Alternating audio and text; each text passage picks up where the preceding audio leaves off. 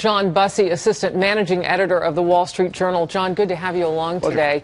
As this story is developing, we're learning so much more about it. One of the things is the pushback from Democrats, people in the president's own party. On that list, a senator from Maine, an independent, Angus King, calling out the constitutionality of this. What else are we learning? Yeah, I mean, the question is going to be, what can they do? Laura Meckler is writing about this on WSJ.com. You've heard the threat of a lawsuit. You've heard the threat of not funding certain of the president's activities, maybe some and of them. that's the Republicans, yeah, obviously. that's right. Holding up nominations in Congress.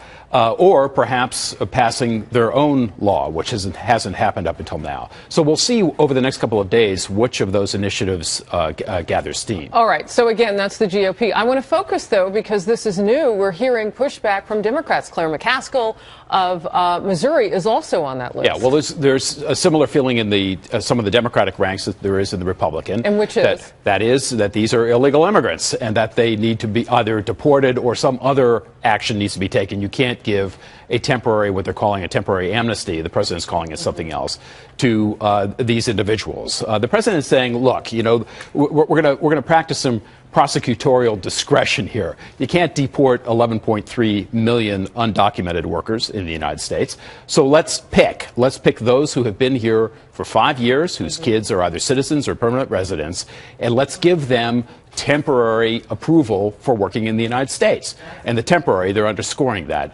Eventually, that runs out. And John, I understand, too, what Democrats are saying is that they take exception as well to the executive pen. I mean, you've got Joe Manchin in West Virginia, Joe Donnelly in Indiana. The list is growing of Democrats. Yeah, well, Democrats and Republicans who oppose this say that the president doesn't have the right to do this, that there's a law. Are they right? Well, there's been a history on this. You've seen other presidents do the same thing involving immigrants in the United States, where there has been dispensation given to groups of immigrants into the U.S., Vietnamese, El Salvadorans, by Nicaraguans. Executive order? By executive order. Okay. Now, that said, Republicans will say, yes, but those were smaller numbers of people. And they would be right. And it was in concert with the Congress headed towards some kind of resolution. And that was true? That it was a temporary, moment.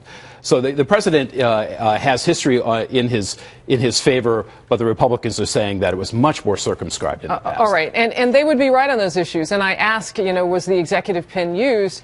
The way that it's been explained to me was that it was used in such a different way for the very reasons that you and Republicans have listed. This is what the president himself, and we had a lot of this material to choose from. We just chose a couple of sound bites. Watch this. This is what he says. Anybody who tells you it's going to be easier, that I can wave a magic wand and make it happen, hasn't been paying attention to how this town works. I can't do it by myself. We're going to have to change laws in Congress. I've done everything that I can on my own. If, in fact, I could solve all these problems without passing laws in Congress, then I would do so. But we're also a nation of laws. All right, so two questions. Any indication from what you're gathering at the Wall Street Journal that this will stick after he signs it? Because as you can see over and over, the president says he didn't have the authority to do this. Well, I'm not sure that he's saying that. I think he's saying that he does have the authority to do this. He would much prefer to do it with Congress. But if Congress isn't going to act, then he's going to have an executive order. That's the argument out of the White House, that something needs to be done, this needs to be addressed, so we're going to start with this. Whether or not it becomes permanent law is going to be up to the House of Representatives and the Senate. And from what I've read, the president actually did call into play whether or not he had the power to do that. I mean, if you go back over those 24 or 25 times that he brought this up over the last few years, you'll find that. I'll move on to the next quick question here.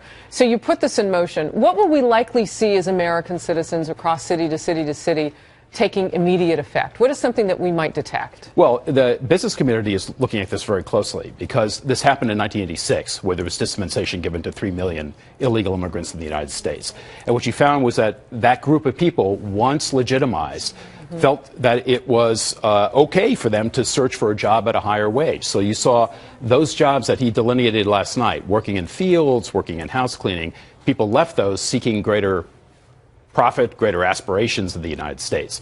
So those employers at that level suddenly found themselves with a much smaller labor pool, and that might happen again this time around. Interesting. All right, the president set to put his pen to paper for that deferred order on deportation in Las Vegas. We're looking forward to that news coming up, and we will cover it as it happens. Thank you very much. And when I say looking forward, of course, we're covering everything that happens until that point.